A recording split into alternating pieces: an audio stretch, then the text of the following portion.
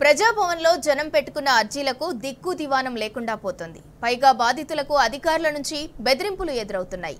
సమస్య మరింత జటిలమై బాధితులు లబోదిబో అంటున్నారు. ఇదే అదునుగా ప్రజావాణి పేరిట పైరవీకారులు కూడా తన పబ్బం గడుపుకుంటున్నారు. రేవంత్ పాలన అంటేనే నిర్లక్ష్యానికి కేర్ ఆఫ్ గా ఉంటుందని చాటి చెబుతున్నారు.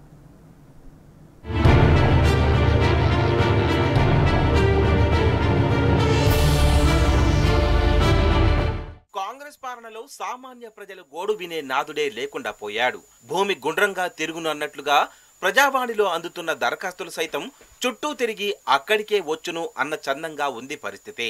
వివిధ అవసరాలు సమస్యల పరిష్కారం చేయాలంటూ ప్రజాభవన్లో జనం పెట్టుకున్న అర్జీలను పట్టించుకునే వారే కరువయ్యారు. రోజుకు 4 నుంచి 500 లెక్కన వారానికి 2 రోజుల పాటు మహాత్మా జ్యోతిబా పూలే ప్రజాభవన్లో నిర్వహిస్తున్న ప్రజావాణి కార్యక్రమంలో ఇప్పటి వరకు దాదాపు 70,000 దరఖాస్తులందాయి. వాటిలో రెవెన్యూ, వైద్యం, విద్య, విద్యుత్, పోలీస్, ఇతర రంగాల్లో తమ సమస్యలను ఏకరువు పెడుతూ అత్యధికంగా జనం దరఖాస్తులు పెట్టుకున్నారు.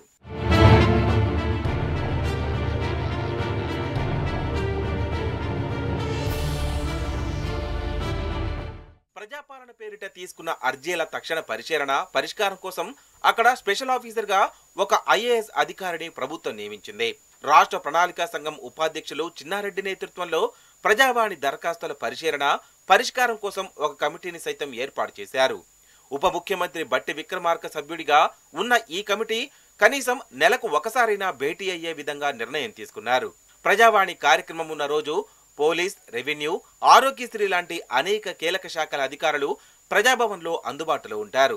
ఇంత పెద్ద ఎత్తున యంత్రాంగం అందుబాటులో ఉన్నప్పుడు వాస్తవానికి ప్రజలకు తక్షణ ఉపశమనం దొరకాలి. అప్పటికప్పుడు నిర్ణయాలు జరగాలి. జనం ఆనందంతో ఇళ్లకు తిరుగుముఖం పట్టాలి. కానీ ఇక్కడ అవేవీ జరగడం లేదు. వాస్తవం ఇందుకు పూర్తి భిన్నంగా ఉంది.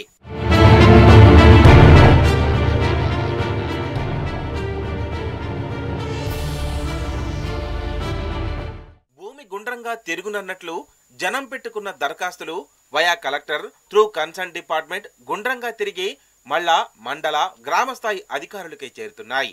అర్జీల విషయం తెలిసిన వెంటనే అధికారులు బాధితులను పిలిపించి క్లాస్ పీకుతున్నారు.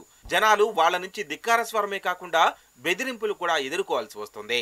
హైదరాబాద్ వెళ్లి మా మీదే ఫిర్యాదు చేస్తావా, ఇక నీ పని ఎలా అవుతుందో మేం చూస్తామని కసురుకుంటూ వార్నింగ్ ఇస్తున్న ఉదంతాలు వెలుగు చూస్తున్నాయి. తద్వారా అర్జీదారు సమస్యలు మరింత ముదిరి జటిలమవుతున్నాయి.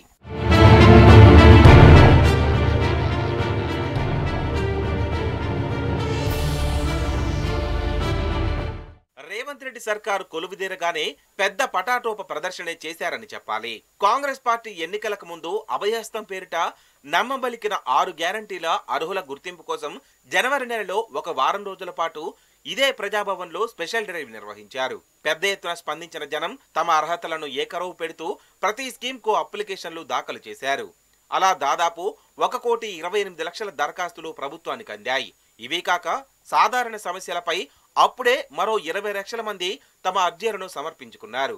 అయితే ఈ దరఖాస్తుల భవితవ్యంపై ప్రభుత్వం ఇప్పటికీ ఒక స్పష్టమైన ప్రకటన చేయలేదు.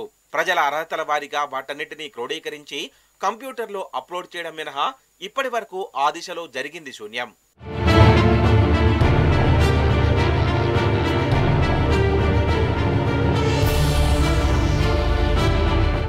మరోవైపు ప్రజావాణి అదునుగా కాంగ్రెస్ మార్కు పైరవీకారులు సైతం తమ స్వైర విహారం చేస్తున్నారు.